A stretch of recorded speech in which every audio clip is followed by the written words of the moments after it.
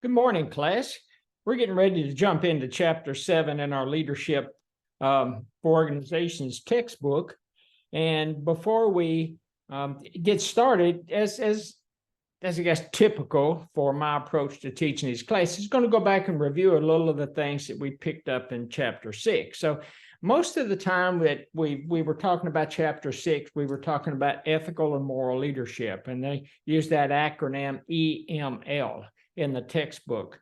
And again, that's typical for academics. They love acronyms. So it seems like it's a common theme throughout this textbook that they use a lot of acronyms. But when we're talking about EML, or ethical and moral leadership, again, we were talking about an ethical, moral person, ethical, moral actions as a leader, talking about responsibility and accountability.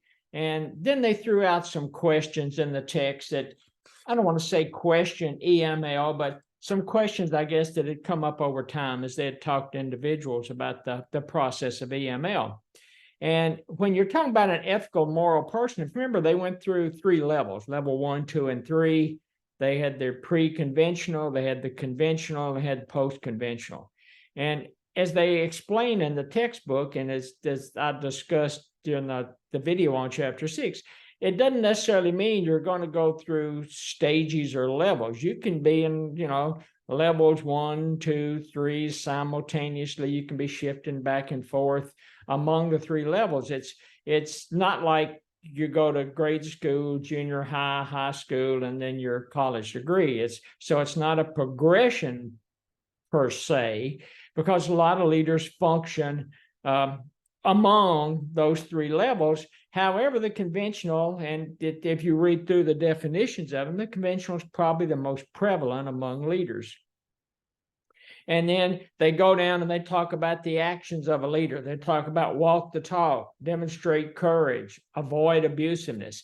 To me, things that are just common sense, and the actions that most of us, if we've been in a leadership capacity, or we've used in the past. And it's, I think, for those of you that might not have been in a leadership capacity, but would like to get to that level, I think there are things that you would expect to be as a leader, because you've hopefully witnessed those from your leaders in the past.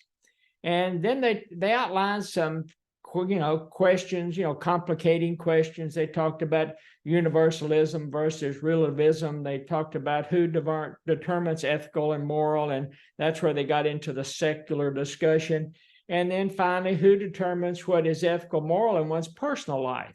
And a lot of times, especially if you're professional athletes, if you're have a employment contract, maybe with a university, an employment contract with a business firm, there may be some clauses in that contract that outlines what they feel. When I say they, what your employer feels would be ethical and moral, looking at things that don't negatively impact the university, negatively impact the business unit that you work for. And for the most part, at least in the employment contracts I've had, they've been somewhat vague. The terminology is somewhat vague. It's written in legalese, and so it's not as say straightforward, and it leaves the employer some wiggle room when it goes to determining what's moral and ethical in your personal life. And then they jump into the responsibility and accountability, and they go through a lot of I guess, opportunities to be responsible and accountable. If you're looking at a CEO of a business, you're responsible and accountable, in most cases, not only to the board of directors, but to your senior management team that reports to you. You're responsible to customers. You're responsible to all of your employees within the business. And that's where they jump into that. They have the 2 triangles, the traditional triangle where it starts out, senior manager. Let's see, it went down to like managers, supervisors, employees, I think, constituents or customers. And then the servant one was the flip of that, where they put the customers first, and then the employees, and then the supervisors, and then they bounce down to like the senior manager. And then lastly, they kind of tie everything together with, CSR, corporate, responsibility. And they had the three different types of CSR orientation for leaders. They had one traditional economist, and all that individual as a leader is concerned about is the bottom line. They're reporting to a board somewhere. Board is, if it's a publicly traded company, you've got investors reporting to, so they're focused, it is like laser focused on the bottom line. And then you've got the opportunity seeker, which if it doesn't really negatively impact the finances, if there is some opportunity to build brand, to build a following, they will at least investigate implementing CSR. But if it's going to, a lot of times they'll drag it along, and they may never actually implement it. They just always say, well, we're evaluating. And then the last one's the integrator, and that's the individual, doesn't care what it costs. They're more concerned with the customers and the clients and the employees. And if they think it's going to improve the environment in which they work in, they forget about the cost. They just implement it. And as they say in the text, unfortunately, among managers, or especially among leaders, those tend to be few and far between that just kind of wipe their head, kind of, dust their hands off when it comes to the cost of doing business. And with that, we're going to jump into talking about seeking, receiving, and giving feedback in chapter 7. So as I mentioned before, this textbook written by academics, there's some good nuggets throughout the textbook, and some nuggets that will help you become a better leader. Some nuggets you want to try. Some you may say, well, I don't think in the context of where I'm physically trying to function, it's going to work. Because remember, in that effective leadership, they talk about leaders, they talk about followers, they talk about context. And context to me is as important as the followers, the makeup of your followers, and the context that which you're working in, or the situation in which you're working, however you want to phrase it. But always remember that. So you've got these nuggets throughout the textbook, but when you get to this chapter, there's actually some pretty good information in this chapter.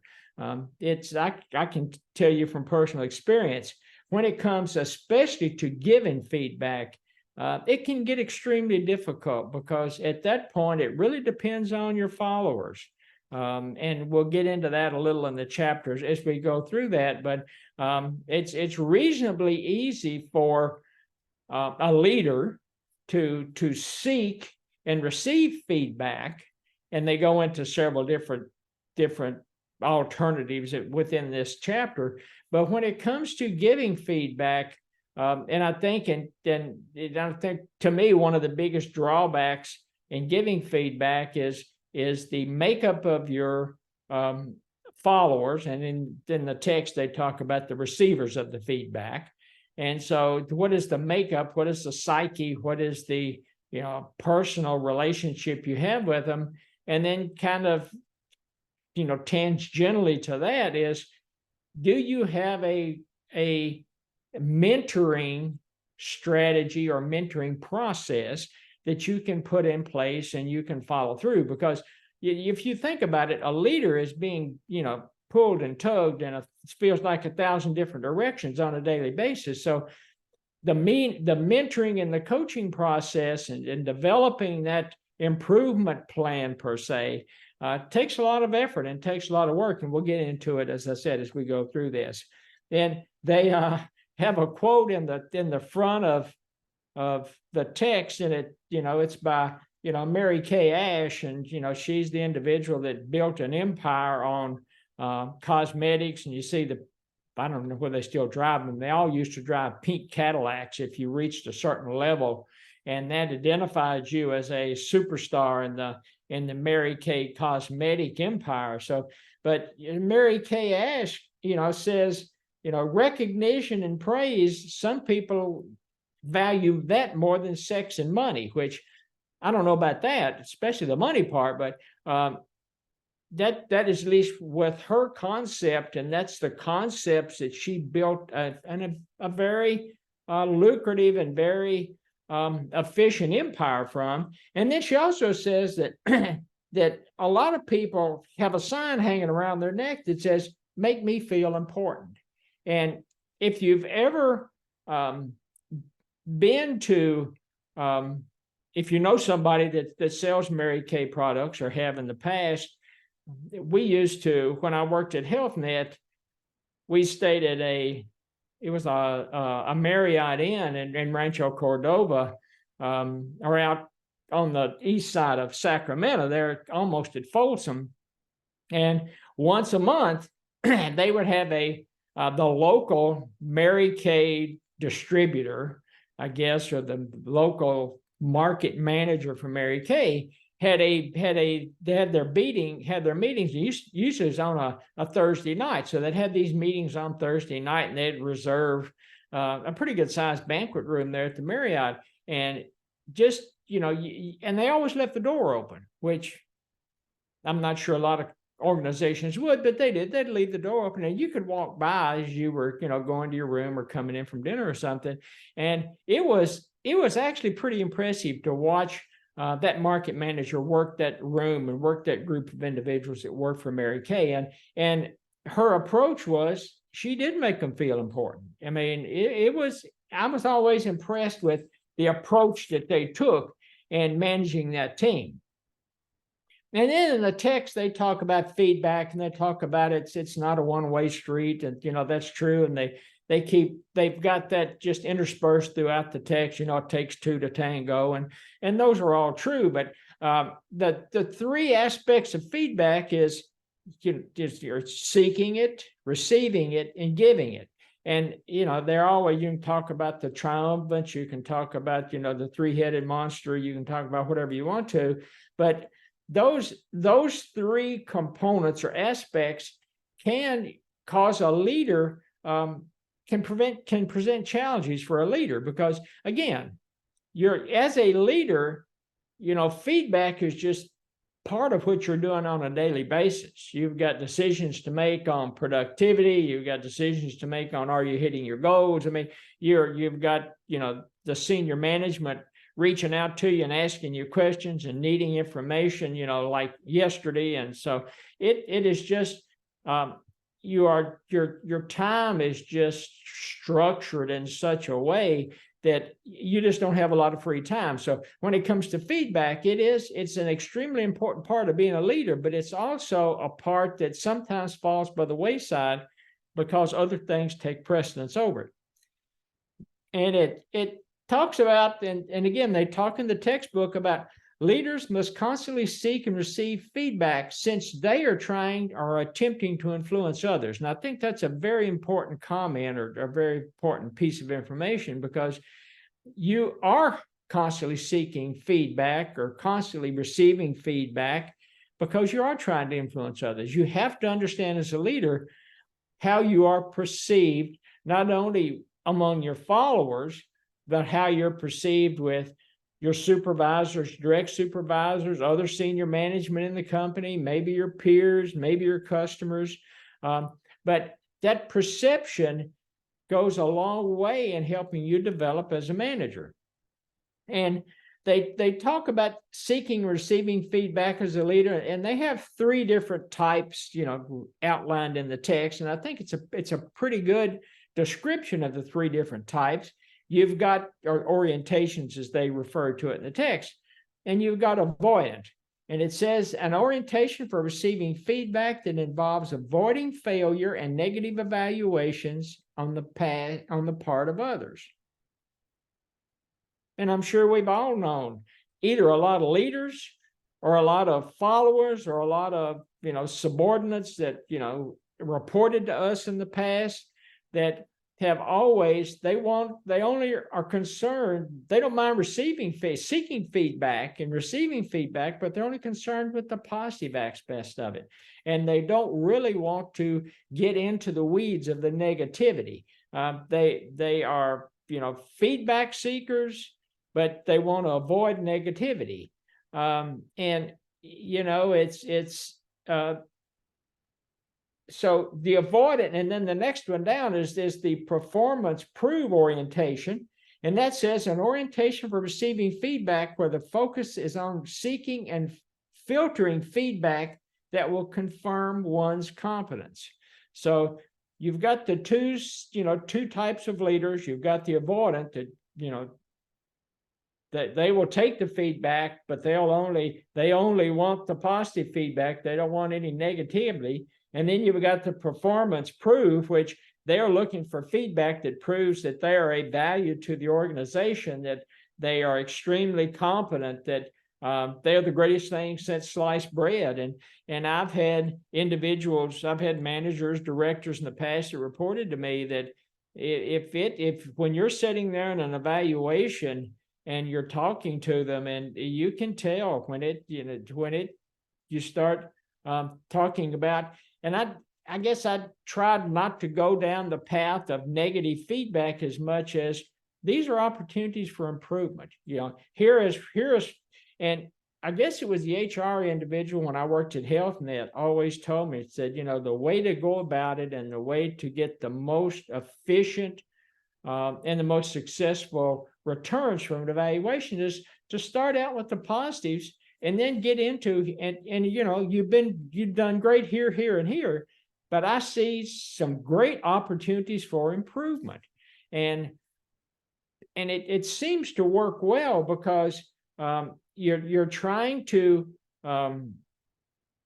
confirm their competence in the situation of a performance prove orientation, and in the first one, in the avoidant orientation, you're still trying to provide information, but they're going to sort through it.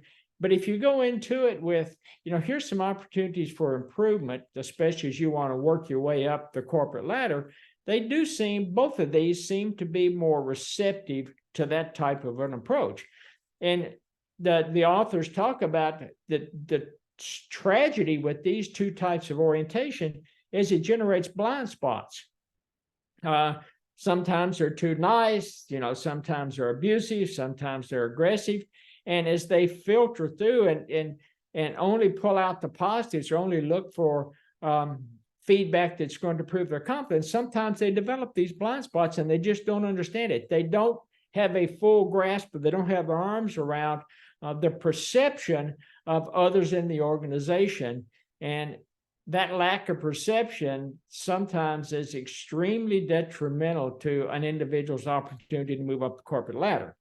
And then lastly, it's the learning orientation, an orientation for receiving feedback that involves a desire for betterment in terms of behavior, knowledge, and skills through one's broad effort at both to seek and receive feedback, positive and negative.